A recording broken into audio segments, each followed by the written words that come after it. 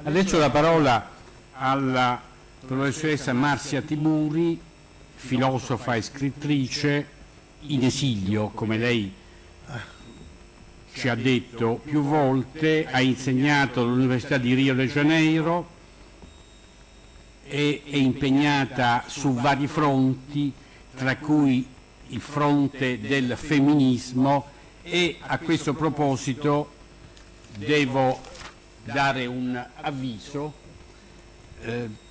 La professoressa Tiburi domani alle 18:30 sarà qui a Roma alla Casa delle Donne in via della Lungara 19 in un incontro che ha come tema e oggetto in tempi di odio e violenza contro le donne in Brasile organizzare la resistenza. Quindi anche quello è un appuntamento che si inserisce nel percorso complessivo di cui un attimo fa ci parlava Giacomo Ramalho. A lei la parola. Boa tarde, foi um prazer ouvir o professor Giacomo Ramalho. Eu escrevi um texto em italiano, mas eu vou tentar traduzi-lo para o português e falar muito rapidamente para que a gente possa ter algum tempo para conversar e depois participar da próxima mesa. Eu quero começar agradecendo muito a Paula Ligazaki e a Fundação Basso por essa oportunidade de estarmos aqui a falar do Brasil nesse momento dramático da nossa história social e política. Antes de lançar as minhas teses, eu queria apenas colocar a questão do lugar a partir do qual vou fazer a minha exposição, as minhas colocações. Ele é um lugar duplo ou triplo. De um lado, embora eu não vá contar exatamente a minha história, o que aconteceu comigo, eu posso dizer que a minha história é uma espécie de metonímia do que acontece com o Brasil hoje. E, nesse sentido, vou falar do ponto de vista de alguém que vive a condição do... Tem um filósofo brasileiro que usa essa expressão, do Bodenlos. Não sei como se diria isso em italiano, mas eu não me considero, nesse momento, simplesmente uma pessoa exilada, formalmente não sou, mas me considero uma pessoa banida. Em italiano, isso fica muito interessante, bandita. E é bem como eu sou tratada no Brasil hoje, a partir do processo de demonização, que em tudo combina também com uma mulher. E no Brasil eu sou parte de uma caça às bruxas, que tem uma história, e eu tenho tentado contar essa história, mas me vejo sobretudo hoje como na condição de bodenlos, né? sem lugar, sem chão. E na condição de feminista, eu me vejo também na condição de uma pessoa que precisa elaborar o seu discurso como testemunha da história. E por isso eu vou falar, o que eu vou falar para vocês sobre o que eu tenho pensado na condição de filósofa sobre o fascismo, eu vou falar a partir dos livros que escrevi, porque esses livros também, dos últimos anos, estão inscritos na minha relação, ou melhor, estão inscritos na motivação que, a meu ver, também me levou a ser perseguida, ameaçada de morte e banida informalmente do Brasil. Essa questão do banimento informal tem acontecido com vários de nós. É o caso de Gessé Souza, é o meu caso, é o caso de Jean Willis, é o caso de Débora Diniz, que está nos Estados Unidos, como eu também estava, e é o caso de muitos professores brasileiros e de muitos artistas e ativistas que, ameaçados de morte ou perseguidos, têm saído do Brasil. Essa condição do banimento informal combina em tudo com a ditadura informal que nós vivemos no Brasil hoje e que configura o estado de exceção, que não precisa jamais dizer o seu nome, basta atuar. Bom, eu tentarei ser o mais breve possível na exposição dos meus argumentos. Eu publiquei, vou começar contando a história de um livro. eu publiquei um livro em 2015 chamado Como Conversar com um Fascista. Esse livro é fruto de uma história de pesquisa. Eu passei a minha vida estudando teoria crítica e estudando a história do fascismo, do nazismo, e muito ligada às teorias de Theodor Adorno e filósofos dessa linhagem. Quando escrevi Como Conversar com um Fascista, o que eu fiz? Observei o cotidiano. Meu projeto filosófico implica a tentativa de criar uma filosofia da cultura, e, nesse caso, uma teoria crítica no Brasil também. E esse livro me obrigava também a criar uma teoria do cotidiano, que eu já tinha tentado construir em outras obras. Mas, nesse livro, eu tentei mapear fatos, exemplos, que, a meu ver, funcionam como metonímias, como modelos para a interpretação do crescimento do fascismo e do autoritarismo, de um modo geral, no nosso país. E, nessa época, eu fui muito criticada. Muitas pessoas, inclusive meu editor, dizia: você está exagerando. Hoje, só se fala disso no Brasil, do fascismo. Mas eu tinha falado isso em 2015, antes do golpe, porque nós que estamos acostumados a ler a história e a ler a mentalidade que se apresenta a nós e conhecemos o passado, nós sabemos que aquilo que aconteceu no Brasil, ou melhor, aquilo que está acontecendo hoje no Brasil, já aconteceu na Alemanha, já aconteceu na Itália, e continuará acontecendo. E que esse processo histórico, ele se repete, embora a gente conheça, embora a gente saiba até como poderia interrompê-lo.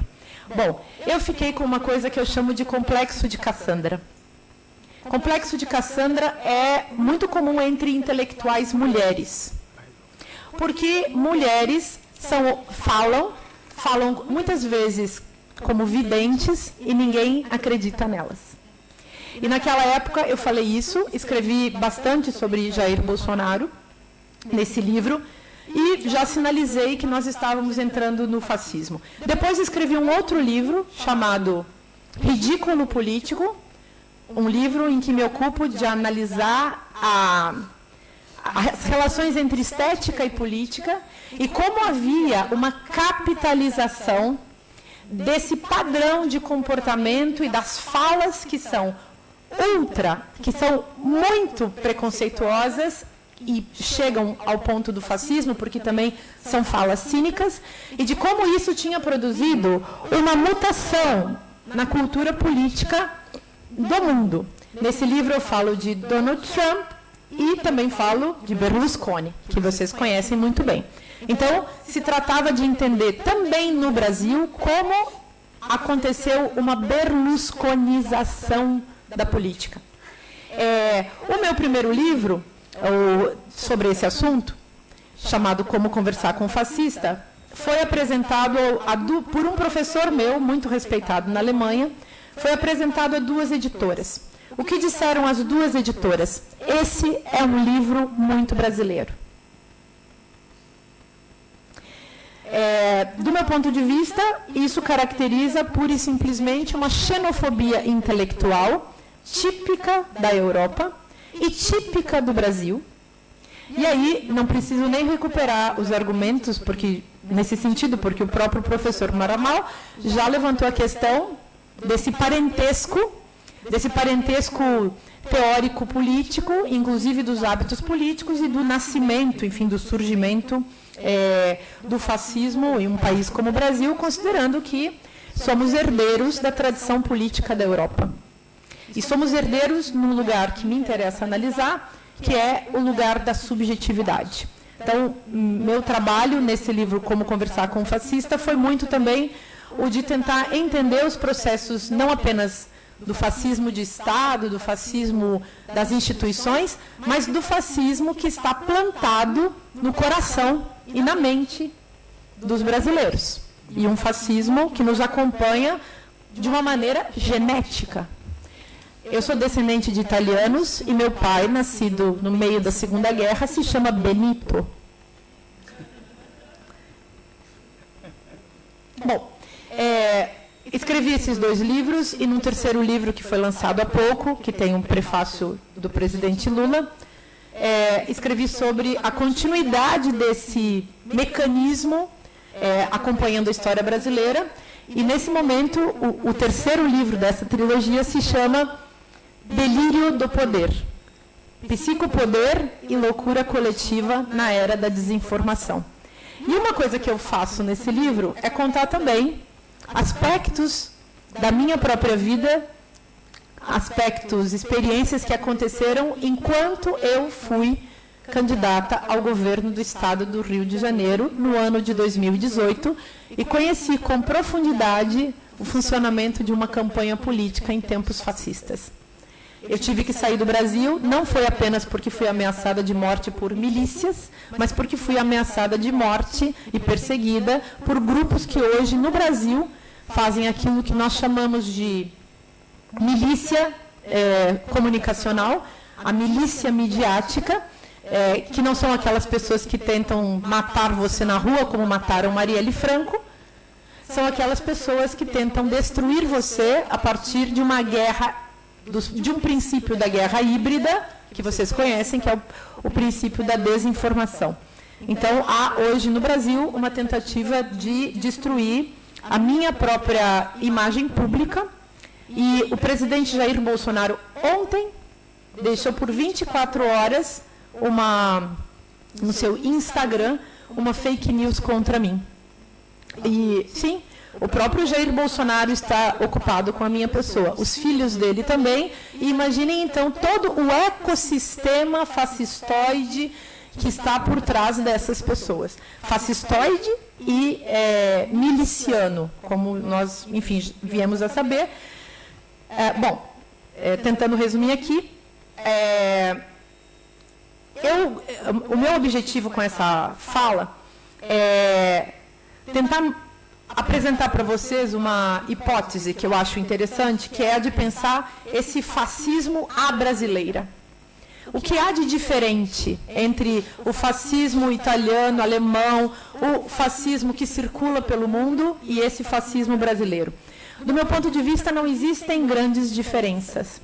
Há uma grande diferença, uma única, talvez a única grande e fundamental diferença, que é o fato de que o fascismo de hoje, mas isso vale para todos, eu já vou falar do brasileiro em poucos minutos.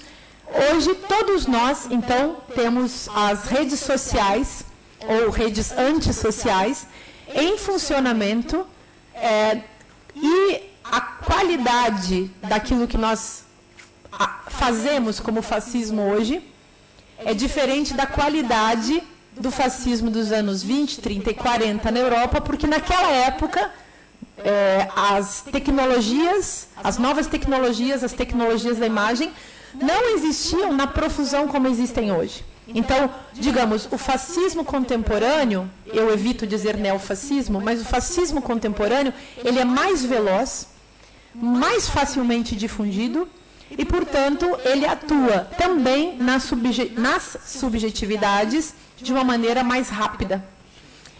Isso é uma questão que eu considero das mais importantes. No estágio em que nós estamos vivendo não mais apenas o jogo de linguagem ou o consumismo da linguagem que as redes sociais começaram promovendo, nem estamos mais vivendo simplesmente o espetáculo do ridículo, que foi a continuidade disso, em que Jair Bolsonaro, por exemplo, ou Donald Trump simplesmente falavam coisas absurdas e se ria deles, e as pessoas achavam graça.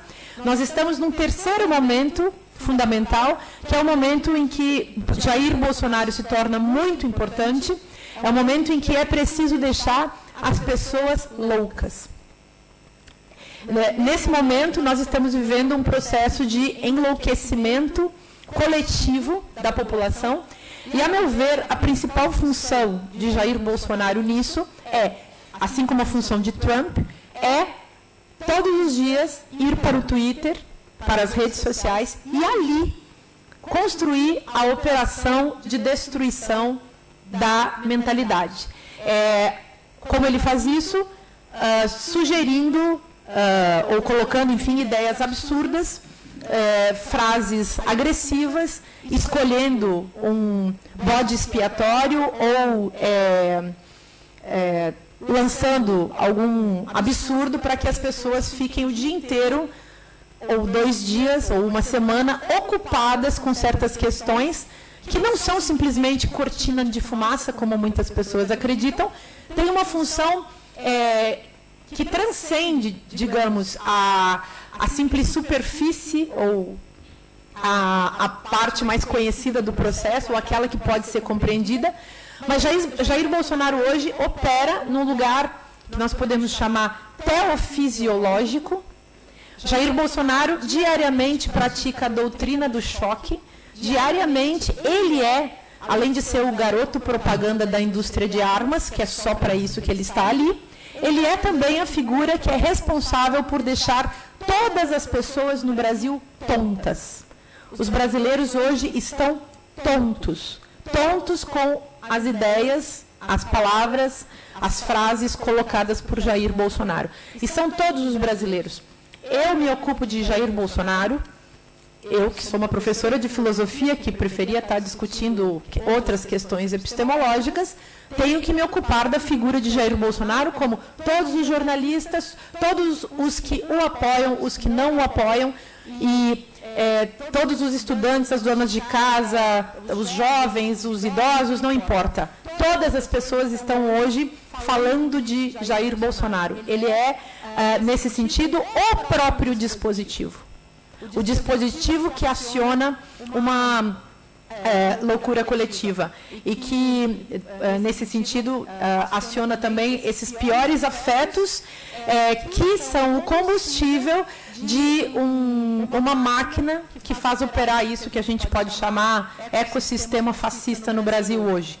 Então, Bolsonaro diz que precisamos matar a esquerda, lança uma impressão quase que gratuita sobre o assassinato de toda a esquerda. Alguém mata um eleitor de Fernando Haddad durante a campanha, lembrem do mestre Moa, e alguém mata Marielle, e Bolsonaro diz apenas que ele não tem nada a ver com isso.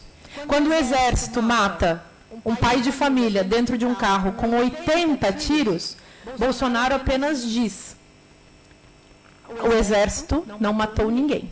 E, nesse caso, é evidente que o professor Roberto Vecchio, que estava falando sobre a questão retórica antes, é evidente que há também aí um jogo de linguagem importante, porque esse ninguém, esse nessuno, esse ninguém é o termo que vem substituir a palavra cidadão.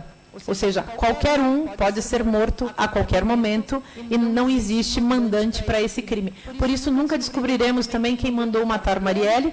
Uma das hipóteses, inclusive, é que, como estamos sendo governados por uma máfia, Marielle foi escolhida como cabeça a ser dada a prêmio para o chefão, para o poderoso chefão nesse processo. Então, nunca saberemos quem mandou matar, porque talvez ninguém a tenha mandado matar, ela tenha sido apenas oferecida em prêmio.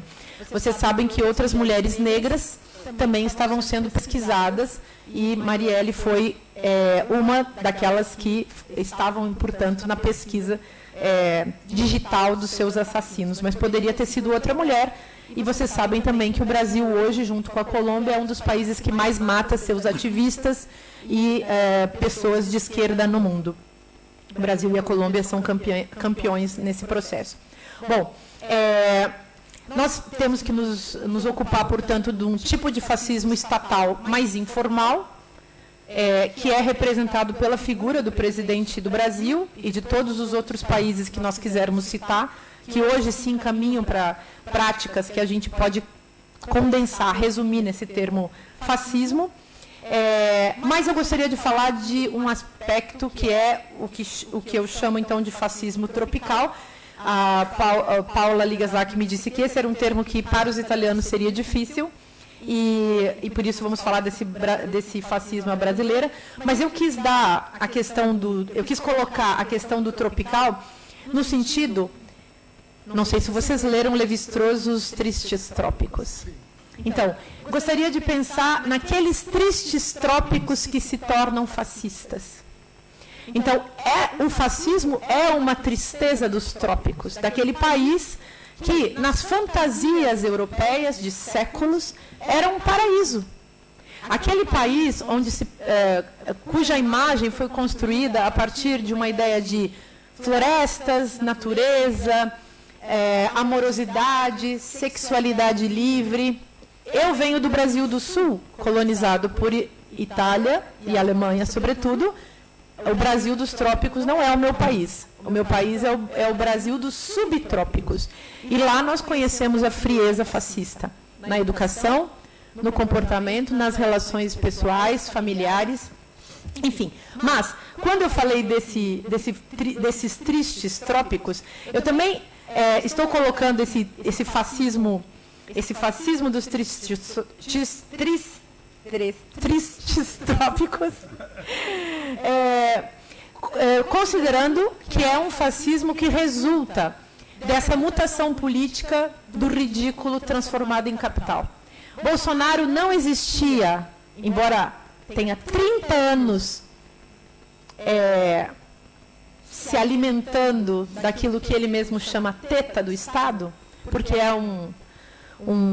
foi um deputado patético, improdutivo, quase 30 anos como deputado, nunca fez nada, e enriqueceu, usou o discurso da corrupção, como todos fazem, mas como ele venceu? A meu ver, com duas estratégias básicas. Uma, fazendo graça. Então, no caso de Bolsonaro, tudo aquilo que era preconceito aparecia como uma piada do politicamente incorreto, desejado por muitas pessoas. Nesse sentido, as pessoas riam de Bolsonaro, simpatizavam com ele, muitos votaram nele sem acreditar que ele ia fazer o que prometia, o que, na verdade, é uma estratégia do fascista do cotidiano, que coloca na responsabilidade do grande líder o próprio mal que ele quer realizar. Mas, digamos, colocava-se tudo na conta de Bolsonaro. E a gente pode dizer que que Bolsonaro funcionava, como disse o Gessé Souza, como um palhaço mesmo. Alguém que divertia a população com suas asneiras, com sua burrice. E, nesse sentido, o fascismo brasileiro começa, e esse fascismo tropical começa como um fascismo festivo. Um fascismo que é uma tristeza para pessoas sérias, mas que é uma alegria para pessoas que têm um vazio espiritual profundo, que é uma das características fundamentais do nosso fascismo. Aliás, a gente pode falar, lembram de Hannah Arendt, falando de um vazio do pensamento. Devemos também agregar a isso um vazio das emoções e um vazio das ações. Esses vazios são produzidos pelos processos do capitalismo, que oferecem, através da indústria cultural, oferecem justamente um substituto ideativo, um substituto de ideativo que é um substituto do próprio esquema de funcionamento do pensamento, um substituto do método, e se coloca sempre como algo que não fosse ideológico. E, no entanto, a ideologia é o próprio vazio. O vazio da reflexão, o vazio da emoção e o vazio da ação. Tudo que...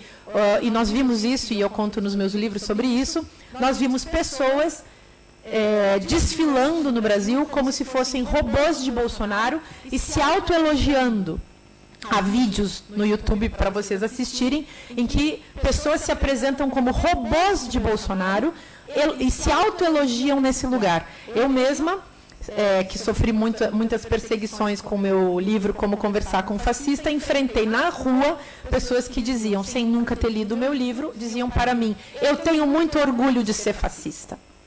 Então, no Brasil, eu vou encaminhar aqui para a finalização, mas queria apenas que a gente pensasse nisso. Um fascismo como fanfarra. Fanfarra, em italiano, existe. Então, um fascismo como uma fanfarra generalizada. Esse meu último livro, que fala do delírio do poder, volta a essa questão, porque, do meu ponto de vista, existe, se nós formos a uma outra fonte, ao cinema, se vocês assistirem Apocalipse Now, de Coppola, já vou terminar, esse filme mostra o que é o Brasil. O puro e simples desejo ensandecido de adorar um líder autoritário depois de que uma grande lavagem cerebral foi produzida. Para finalizar radicalmente. Por que Jair Bolsonaro é tão importante? Porque Jair Bolsonaro concentra na sua pessoa o modelo, o paradigma a ser seguido por todos os cidadãos que se auto-intitulam cidadãos de bem. Nós encontramos aí, evidentemente, a identificação com o líder autoritário, a identificação dos pobres com esse líder, a identificação da classe média, como sempre houve na história. Todos os livros de psicologia, psicanálise, as análises filosóficas, psiquiátricas que vocês vierem a conhecer, ou que vocês conheçam, falam da mesmíssima questão. Existe essa identificação, mas também Jair Bolsonaro é uma figura muito apavorante, e aí entra um outro elemento. O professor Marramal levantou numa palavra essa questão, um elemento mimético que não pode ser esquecido. Um fascista, como o Bolsonaro, um tirano, vivendo a loucura como forma de soberania, ou a soberania que serve à loucura. Esse soberano, esse sujeito que é o corpo do soberano, que se falou hoje pela manhã, o professor Vecchio levantou essa questão também. Então, esse sujeito que é o corpo do soberano, não esqueçamos que Jair Bolsonaro tem uma doença, isso eu preciso contar. No dia que Bolsonaro levou a facada, eu vi a facada pela televisão, lá um pouco antes de entrar na visita que eu faria ao presidente Lula na prisão. Eu, olhando aquilo, pensei que era uma mentira. E acredito que seja até agora. Eu entrei para visitar o presidente Lula e não falei para ele da facada, porque a facada não me soou, eu não tinha tempo para falar de uma coisa tão... E a gente gastaria muito tempo falando. E eu não falei disso porque eu considerei que aquilo não era importante. Mas por que estou falando disso agora para vocês? Porque Bolsonaro é a figura que hoje permite essa identificação e permite, sobretudo, a entrada de um tipo de afetividade que é absolutamente necessária para a implantação do fascismo, de um fascismo que é a única forma política e a única tecnologia política que é capaz de apoiar, de fato, o ultraneoliberalismo que transita pelo mundo e que está funcionando em rede. Então, é absolutamente necessário para o sucesso do neoliberalismo que o fascismo se implante em certos lugares, e o Brasil talvez seja, como o Rubens Casara gosta de dizer, o grande laboratório desse processo no mundo. Se der certo no Brasil, e tem dado e continuará dando, além de banhos de sangue ainda mais profundos, e ainda mais quantitativos e qualitativos, no sentido de que toda a sociedade pode ser dizimada por meio da sua própria loucura, nós teremos, enfim, talvez um vazio do nosso próprio futuro. Um detalhe, então, qual é o tipo psicológico que Bolsonaro representa e que nos obriga a pensar nele como uma metonímia, a parte pelo todo? Ele, a meu ver, condensa a mentalidade que interessa. Ele é um tipo que, depois posso mandar esse texto para vocês lerem, ele é um tipo que a gente pode chamar de paranoico, evidentemente, mas é um tipo de paranoico sem inteligência. Não é um paranoico como Schreber, não é um paranoico como Paulo Guedes, não é um paranoico como Donald Trump, que também faz o tipo sem inteligência. Sérgio Moro é igual a Bolsonaro, só que teve um pouco mais de formação. É também um paranoico sem inteligência, famoso por ser um burro. E é famoso, eu não estou falando isso é a fama dele no Brasil. Eu não estou falando por minha própria conta, não vai dar tempo de desenvolver aqui a teoria da burrice. Mas eu queria apenas que vocês prestassem atenção em termos de psicanálise e psicologia, num tipo antigo, que não se fala mais, que é o tipo do oligofrênico. O oligofrênico é a figura do sem espírito. As redes sociais despertaram esse tipo na sociedade brasileira. Esse tipo sobrevive da like, do curtir. Então, você aperta na rede social um signo, um sinal de reconhecimento e dá a esse indivíduo esvaziado de si, esvaziado de sua ação, de sua emoção, de sua mentalidade, dá a ele um espelho por um segundo e ele passa a existir. Nesse sentido, não vai dar tempo de desenvolver, mas as redes sociais carregam já na sua forma, na sua tecnologia e na sua metodologia o germe do fascismo. A existência de um princípio de identidade, para falar de Aristóteles e filósofos da antiguidade, a existência de um princípio de identidade no qual o outro apenas pode ser copiado e colado dentro da rede, do mapa do Facebook, dentro de um sistema pré-existente, um sistema de ideação, um sistema nesse sentido de ideológico, um sistema que coloca você como mais uma engrenagem, uma parte, uma ideia, uma palavra num mapa que já está pronto. Muito obrigada, desculpem o excesso.